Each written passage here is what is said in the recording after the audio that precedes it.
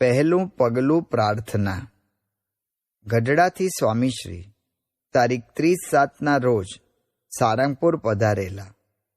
અહીં તેઓના રોકાણ દરમિયાન રક્ષાબંધનનો સમયો આવ્યો. આ વખતે વરસાદ ખેંચાયેલો, તેથી ખેતી, પશુપાલન અને માનવ જીવન ત્રણેય માટે કપરી પરિસ્થિતિના એંધાણ દેખાઈ રહેલા. આવા સંકટ સમયે સ્વામીશ્રી માટે એક સબળ સહારો રહેતો પ્રભુ પ્રાર્થના. તેઓ કોઈ પણ મુશ્કેલીને ફેડવા માટે આયોજનબદ્ધ પુરુષાર્થ કરવામાં જાતને નીચોવી નાખતા, પરંતુ ભગવાનને પ્રાર્થનાનું પગલું પહેલું ભરતા. તે અનુસાર આ સમયે પણ સર્વત્ર સારો વરસાદ થાય તે માટે તેઓએ શાસ્ત્રીજી મહારાજની દેરીએ ધૂન પ્રાર્થના પ્રદક્ષિણા ચાલુ કરાવ્યા. પોતે પણ ધૂન કરવા બેસે, પ્રદક્ષિણા ફરે તે વખતે શ્રીજી મહારાજ વિશેની તેઓની અપાર શ્રદ્ધા તેઓના અંગો અંગમાંથી ઝરતી દેખાય. ક્યારેક એકી ટશે અક્ષર પુરુષોત્તમ મહારાજ અને શાસ્ત્રીજી મહારાજના દર્શન કરતા કરતા ધૂનમાં એકતાર થઈ જાય, તો ક્યારેક નેત્ર મીચીને પ્રાર્થનામાં લયલીન થઈ જાય. ઉપડતી લયમાં ચાલતી ધૂનમાં તાળીઓનો નાદ એવો ગજાવે કે હમણાં મેઘ ગરજશે વરસશે એવું લાગે. તાળી વગાડતા વગાડતા ક્યારેક બે હાથ ઠેઠ મુખ મસ્તક સુધી ઉપર આવી જાય. ધૂન માટે પલાઠી તો વળી તે વળી કેડ જમીન સાથે 90 અંશનો ખૂણો બનાવતી હોય તેવી સીધી ટટ્ટાર રહે. તેઓને ધૂન પ્રાર્થના કરતા જોવા એ પણ એક લૂંટવા જેવો લાહવો હતો. પ્રદક્ષિણા ફરે ત્યારે એક હાથે ગાતરિયાનો છેડો પકડીને ચાલે, બીજા હાથની ટચડી આંગળીથી વેઢા ગણતા જાય અને પ્રદક્ષિણાની સંખ્યા માપતા જાય. આ રીતે સ્વામીશ્રીએ લોકની સુખાકારી માટે પ્રાર્થના યજ્ઞ આદરેલો. દેરીએ નિત્ય પ્રભાતે 5 અભિષેક કરવામાં આવતા, પરંતુ પૂનમના દિવસે સ્વામીશ્રીએ વરસાદ માટે 5 અભિષેક વધુ કરાવ્યા હતા. તેઓની આ ધૂન પ્રાર્થનાથી રીઝીને શ્રીજી મહારાજે દયા કરેલી અને સર્વત્ર સારો વરસાદ થયેલો. આ અરસામાં જ સારંગપુરની પંચાયતે યાત્રાવેરાનો ઠરાવ પસાર કરવાનું વિચારેલ. આ વિગત સૌને થોડી અજુગતી લાગતી હતી, કારણ કે સારંગપુર ગામનો નિભાવ અને વિકાસ જ ગામમાં આવેલા સ્વામિનારાયણ મંદિર અને હનુમાનજી મંદિરને આભારી હતો. જો ગામમાંથી આ 2 મંદિરોની બાદબાકી થઈ જાય તો સારંગપુરનો ઘાટ સમ્રાટ સુદામો થઈ જાય એવો બનીને રહે તેવું હતું. છતાં આ 2 મંદિરોમાં ઉભરાતી ભક્તમેદની જોઈને યાત્રાવેરો લાદવા માટે કેટલાકની દાઢ સળકેલી. આ વિષયક વાતો સ્વામીશ્રી પાસે આવી. તેથી સ્વામીશ્રીએ આ બાબતે સરપંચ, પંચાયતના સભ્યો, મામલતદાર વગેરેને સ્પષ્ટતાથી વાત સમજાવી. તેના ફળરૂપે યાત્રાવેરો બંધ રહે તેવું વાતાવરણ થયું. આમ વેરાથી લઈને વરસાદ સુધીના પ્રશ્નોમાં જ્યાં જ્યાં પ્રજા પીડાતી પીલાતી હોય ત્યાં ત્યાં સ્વામીશ્રી પ્રાર્થના અને પુરુષાર્થના બળે તે કષ્ટોને કાપવા તત્પર રહેતા. સૌને સુખી કરતા સ્વામીશ્રી જન્માષ્ટમીનો સમયો કરવા માટે તારીખ 10/8ના રોજ સારંગપુરથી અટલાદરા આવી પહોંચેલા. આ ઉત્સવમાં યોગીજી મહારાજ મુંબઈ હોવાથી પધારી શક્યા નહોતા. રજત જયંતીના આશીર્વાદ. અટલાદરામાં જન્માષ્ટમીનો સમયો ઉજવી સ્વામીશ્રી બોચાસણ, અમદાવાદ થઈને ગોંડલ પધારેલા. આ વર્ષે સંસ્થાકીય સામયિક સ્વામિનારાયણ પ્રકાશને 25 વર્ષ પૂર્ણ થતા હતા. સત્સંગને નવપલ્લવિત રાખવામાં મોટું યોગદાન આપનાર આ સામયિકની રજત જયંતીના અવસરે પ્રકાશન પ્રવૃત્તિ અભિવૃદ્ધિ પામે તે માટે સ્વામીશ્રીએ સુંદર આશીર્વાદ પત્ર લખતા જણાવેલું કે શ્રી સ્વામિનારાયણ પ્રકાશને 25 વર્ષ પૂરા થાય છે. સંપ્રદાયમાં બીજા કેટલાક માસિક આવતા પણ આજ તેનું અસ્તિત્વ રહેલ નથી અને આ માસિકનું આવી મોંઘવારી હોવા છતાં પણ અસ્તિત્વ રહેલ છે.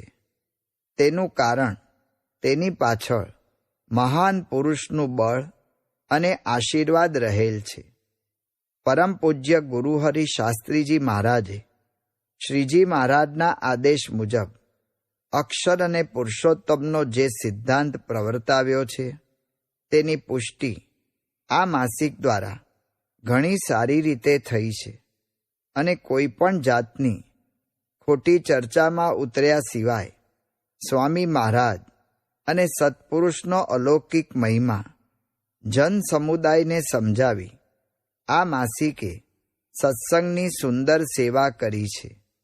આ માસિકનો લાભ બોળા પ્રમાણમાં જન સમૂહને મળે તેવી પ્રાર્થના. આમ પ્રકાશની જ્યોતમાં આશીર્વાદનું તેલ સ્વામીશ્રીએ પૂરી આપ્યું. સેવાનું સુવર્ણ પૃષ્ઠ.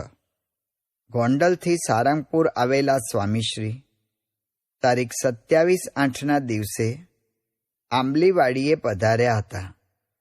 અહીં મરચીનો પાક કરવામાં આવેલો.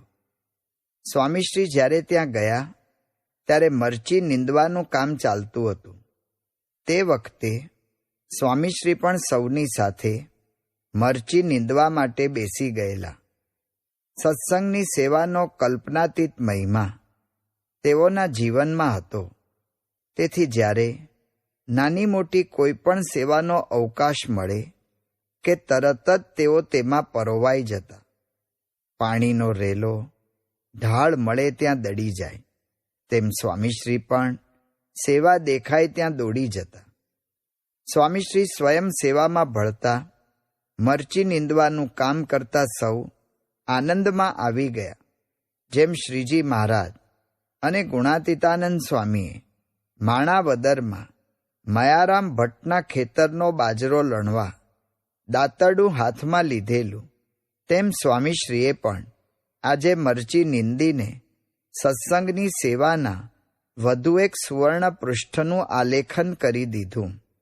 અહીંથી તારીખ 28/8ના રોજ સ્વામીશ્રીએ કોઠારી અક્ષર સ્વરૂપ સ્વામીને ઉદ્દેશીને લખેલા પત્રમાં જણાવેલું કે વિશેષ વાલોરનું બી તથા ગુવાર બી તથા કારેલા લાંબા તેનું બી પણ લેતા આવશો. મહાત્મ સ્વામી સાથે ભીંડાનું બી આવેલ છે, બીજું આવેલ નથી. સમગ્ર સંસ્થાના કાર્યભારને ઉપાડનારા સ્વામીશ્રી એક એક મંદિર નહીં, મંદિરના એક એક વિભાગની કાર્યવાહીમાં કેટલા ઊંડા ઉતરતા તેની એક ઝલક ઉપરોક્ત પત્રમાં જોવા મળે છે. ખરેખર તેઓ એક એવું છત્ર હતા કે જેની છાયામાં વાલોડથી વડ સુધીના સૌ વિકસી શકતા. તારીખ 31/8ના રોજ જળજીલણી એકાદશીનો ઉત્સવ ઉજવવા માટે યોગીજી મહારાજ પણ સારંગપુર પધારી ગયા હતા. હજારો હરિભક્તોની ઉપસ્થિતિમાં યોગીજી મહારાજે ઠાકોરજીને જાળિયાધરે જળમાં ઝીલાવ્યા. આ શુભ દિવસે જ સારંગપુર મંદિરની સુખસૈયામાં અક્ષર પુરુષોત્તમ મહારાજની પટપ્રતિમાની સ્થાપના પણ તેઓના વરદ હસ્તે થઈ. આ ઉત્સવ બાદ તારીખ 7/9ના દિવસે શાસ્ત્રીજી મહારાજના સ્મૃતિ પર્વનો સમયો ઉજવીને સ્વામીશ્રી ગઢડા થઈને ઝાલાવાડના ગામોમાં વિચરણ કરવા નીકળી પડ્યા. તેમાં તેઓએ લીંબડી, ઊંટડી, મોજીદડ, નવાગામ, ભૃગુપુર, ખારવા, વઢવાણ, સુરેન્દ્રનગરને પાવન કરેલા. ત્યારબાદ બોચાસણ આવી પહોંચેલા. મધરા તે પ્રમુખ ગીતા. બોચાસણમાં સ્વામીશ્રીને મળવા હકાભાઈ આતુર હતા. આ હરિભક્ત સંસ્થાના વહીવટી કાર્યોમાં વ્યસ્ત રહેતા. તેમાં અહમ મમત્વને કારણે મન લાગણી ગવાય તેવા પ્રસંગો બનતા. ક્યારેક વગર વાંકે પણ ટપલા ખાવાનો વારો આવતો. ક્યારેક પાડાના વાંકે પખાલીને ડામની જેમ કોકની ભૂલ હોય તેમાં પણ રેલો તેઓ નીચે આવતો. આવા પ્રસંગોને કારણે તેઓને અંતરમાં ઉદાસી વ્યાપી ગયેલી. સેવામાંથી નિવૃત્તિ લઈ લેવાના વિચારો મનમાં ઘુમરાવા લાગેલા. જીવનમાં મોટાભાગની વ્યક્તિઓ પ્રશ્નોનું સમાધાન આવા પલાયનવાદમાં જ શોધતી હોય છે. તેઓ એમ વિચારે છે કે પ્રવૃત્તિ જ છોડી દો એટલે પ્રશ્નો પણ શમી જશે. પરંતુ આ મિથ્યા વ્યવસાય છે. માથું દુખતું હોય તો તે દુખાવો મટાડવા ટીકડી લેવાય, માથું ન કપાય. ઘરમાં ગરમી લાગતી હોય તો બારી ખોલાય, બારીનો કાચ ન ફોડાય. તેમ પ્રવૃત્તિમાં આવતા પ્રશ્નોથી છૂટવા, પ્રવૃત્તિને હડસેલો મારી દેવો તે બેહુદો ઉપાય છે. પરંતુ આવા ઉપાય સુધી હકાભાઈ ધસી ગયેલા. સ્વામીશ્રીએ તેઓને સાંત્વના આપી, છતાં તેઓ જોઈએ તેવા નિસંશય થયા નહીં. તેથી બીજા દિવસે તો સ્વામીશ્રીએ રાત્રે 2 વાગ્યા સુધી તેઓને સમજણની વાતો કરી. અંતે કૃષ્ણની વાતો સાંભળી અર્જુન ખડો થઈ ગયો હતો તેમ હકાભાઈના પડળ ખુલી ગયા. તેઓ પણ કરીશ્યે વચનમ તવ, તમે કહેશો તેમ કરીશના ભાવમાં આવી ગયા અને જીવન પર્યંત સેવા કરતા રહેલા. ભગવદ્ ગીતા એ ધર્મક્ષેત્રે કુરુક્ષેત્રેથી યત્ર યોગેશ્વરઃ કૃષ્ણઃ સુધીના 700 શ્લોકોનો સંગ્રહ જ નથી. હકીકતે ભાંગી પડેલાને બેઠો કરે તેનું નામ ભગવદ્ ગીતા. કર્તવ્ય બજાવવામાં કાયર થયેલા કંઈક અર્જુનોને સ્વામીશ્રી પોતાના 2 શબ્દે બેઠા કરતા રહેલા. તેઓના એ 2 બોલ પણ ભગવદ્ ગીતાનો દરજ્જો પામે તેવા જ બની રહેતા. સત્ય સિદ્ધાંતના સાવધ સંત્રી. સને 1960-63ના વર્ષો દરમિયાન સંસ્થામાં વધુ પડતી વિશાળ વિચારધારાને વરેલી કેટલીક વ્યક્તિઓને એક મિશનની સ્થાપનાનો વિચાર આવેલો. પરંતુ તેના જે મુત્સદ્દા તેઓએ ઘડેલા તે સ્વીકારવામાં શ્રીજી મહારાજ દ્વારા પ્રસ્થાપિત અને શાસ્ત્રીજી મહારાજ દ્વારા પ્રવર્તિત સિદ્ધાંતોનો જ ઘડો લાડવો થઈ જાય તેમ હતું. સ્વામીશ્રીની તીક્ષ્ણ બુદ્ધિ આ આડ અસરને વેળાસર પારખી ગયેલી. તેથી તેઓએ યોગીજી મહારાજ તથા સંપ્રદાયના વરિષ્ઠ સંતો ભક્તોની ઉપસ્થિતિમાં તે વિશે વિગતવાર વિમર્શ કરાવેલો.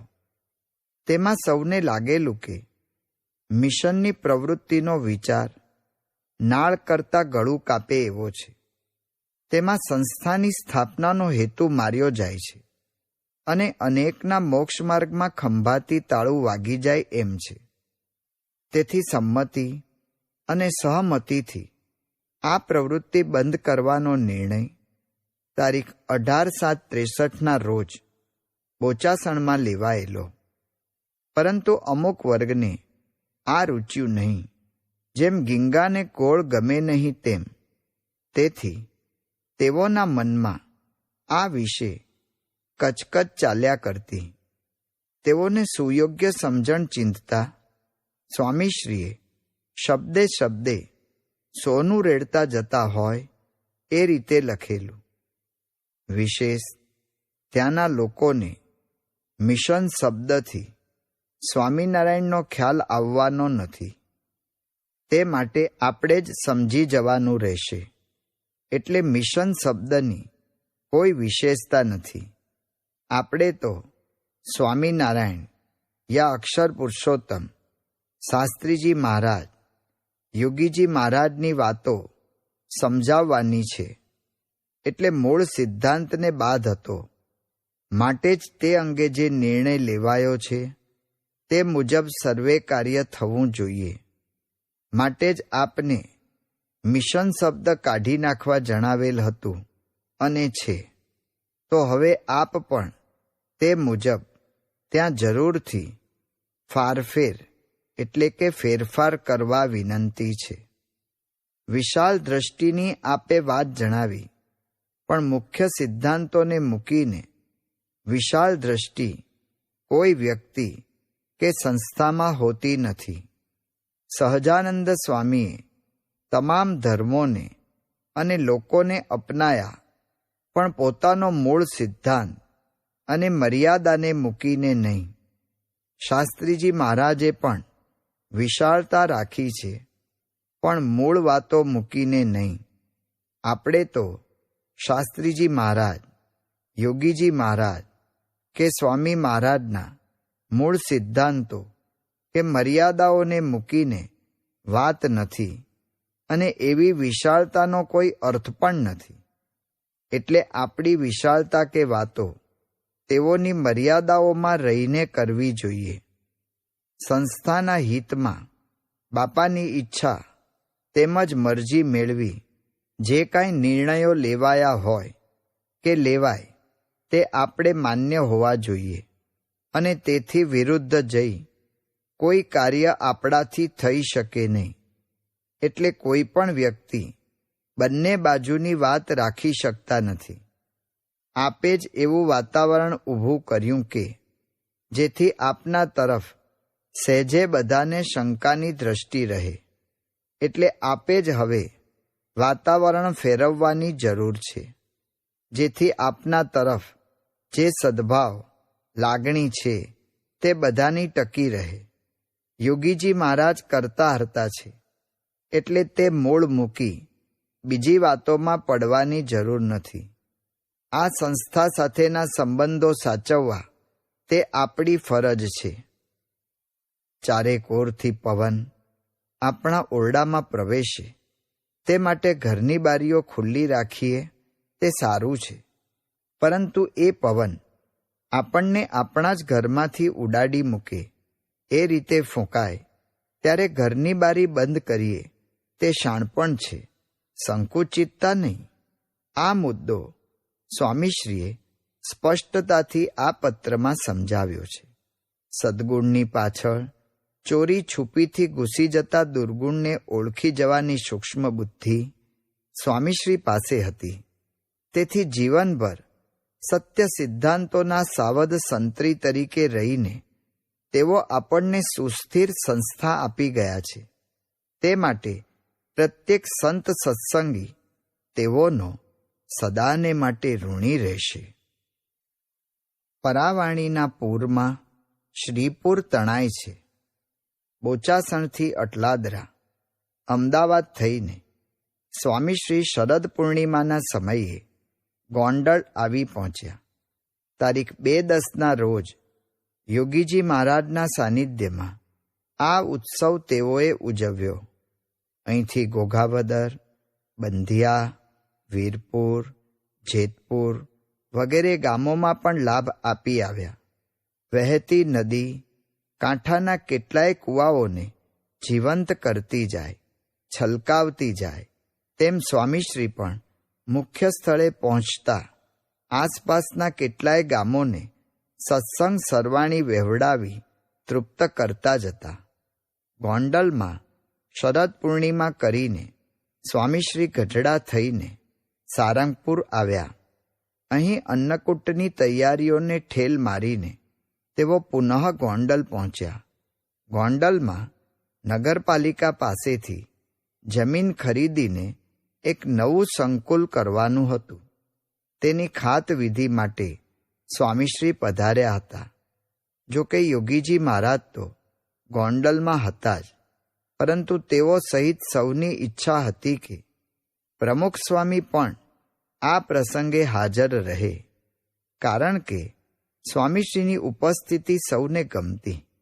તેઓની હાજરી માત્રથી સૌના મનમાં અનેરી તાજગી પ્રસરી જતી, તનમાં તરવરાટ વ્યાપી જતો, કાર્ય સારી રીતે થઈ જશે એવો આત્મવિશ્વાસ પ્રગટી જતો. તેથી એક અઠવાડિયા પહેલા જ સ્વામીશ્રી ગોંડલથી નીકળેલા, છતાં સૌએ તેઓને પુનઃ ગોંડલ બોલાવેલા. ગોંડલથી ધનતેરસના દિવસે સ્વામીશ્રી સારંગપુર પરત ફર્યા. ચોપડા પૂજન અને અન્નકૂટ ઉત્સવ સ્વામીશ્રીએ અહીં કર્યા. ત્યારબાદ ગોંડલ, રાજકોટ, અમદાવાદ, જેતલપુર, વરતાલ, ભાદરણ વગેરે સ્થળે દર્શન કરીને કાર્તિકી પૂનમના સમયે બોચાસણ પહોંચ્યા. દેવ દિવાળીનો ઉત્સવ અહીં ઉજવી ડભાણમાં દર્શન કરીને સ્વામીશ્રી પારાયણ માટે અમદાવાદ પધાર્યા. અન્નકૂટ ઉત્સવે અક્ષરદેરીમાં યોગીજી મહારાજે કહેલું, આ વખતે અમદાવાદમાં ડંકો મારવો છે, સર્વોપરી પારાયણ કરવી છે, અને તે પણ 15 દિવસનું. આ વચન અનુસાર અમદાવાદમાં ભવ્ય પારાયણનું આયોજન થયેલું. તારીખ 3/11થી તારીખ 17/11 સુધીનો કાર્યક્રમ હતો. યોગીજી મહારાજને પારાયણ દ્વારા સંપ્રદાયનો ડંકો મારવો હતો, તેથી વક્તા પણ તેને અનુરૂપ રાખેલા સ્વામીશ્રી. તેઓએ હરિલીલા કલ્પતરુના આધારે પારાયણનો પ્રારંભ કર્યો. યોગીજી મહારાજે કહ્યું હતું તેમ પારાયણનો પ્રભાવ જબરજસ્ત પડ્યો. રાજ્યપ્રધાનો, હાઈકોર્ટના જજ સાહેબો, કોલેજોના પ્રિન્સિપાલો, પ્રોફેસરો, સમાજસેવકો, મિલ માલિકો, શેઠિયા વેપારીઓ, ડાક્ટરો, અમલદારો અને ઇજનેરો વગેરે મોટી સંખ્યામાં આવીને લાભ લીધો. રસોઈ ધોતિયાની સેવા પણ સૌએ મન મૂકીને કરી. રસોડું, પાર્કિંગ, સભા વગેરે વ્યવસ્થાઓ ટૂંકી પડે એટલો ભક્ત સમુદાય ઉમટ્યો. સ્વામીશ્રીની પરાવાણીના પૂરમાં શ્રીપુર ખરેખરું ખેંચાયું. પૂર્ણાહુતિ પ્રસંગે 20,000 ભાવિકોએ મહાપ્રસાદ લીધો. ગિરદીમાં જ કલ્યાણ. અમદાવાદમાં એકવાર પ્રભાશંકર પંડ્યા યોગીજી મહારાજના પૂજા દર્શન માટે વહેલી સવારમાં આવી પહોંચેલા, પરંતુ મંદિરમાં મઢુલી નાની ને ભગત જાજા જેવો ઘાટ થયેલો. યોગીજી મહારાજ જ્યાં પૂજા કરવા માટે બિરાજેલા તે હોલમાં તો ભાથામાં ભરેલા તીરની જેમ સૌ ખીચોખીચ બેઠેલા. તેમાં કોઈ રીતે પ્રવેશ મળવાની શક્યતા ન જણાતા પ્રભાશંકર ઉપલા મેળે સ્વામીશ્રી જ્યાં પૂજા કરવા બિરાજેલા ત્યાં જઈ પહોંચ્યા. અહીં હજી તો તેઓ સ્વામીશ્રી સમક્ષ પલાઠી વાળીને માંડ ગોઠવાય. ત્યાં તો સ્વામીશ્રીએ પૂછ્યું, પ્રભાશંકર, અહીં કેમ? પ્રભાશંકરે ગિરદીનું કારણ જણાવ્યું. ત્યારે સ્વામીશ્રી બોલ્યા, જાઓ નીચે, એ ગિરદીમાં જ કલ્યાણ છે, અહીં કશું નથી. એમ કહી તેઓને નીચે યોગીજી મહારાજની પૂજાનો લાભ લેવા મોકલી દીધા, પણ પોતાના પૂજા દર્શન માટે તો ન જ બેસવા દીધા. સ્વામીશ્રી સૌને પોતાનામાં નહીં પરંતુ ગુરુમાં જ જોડતા.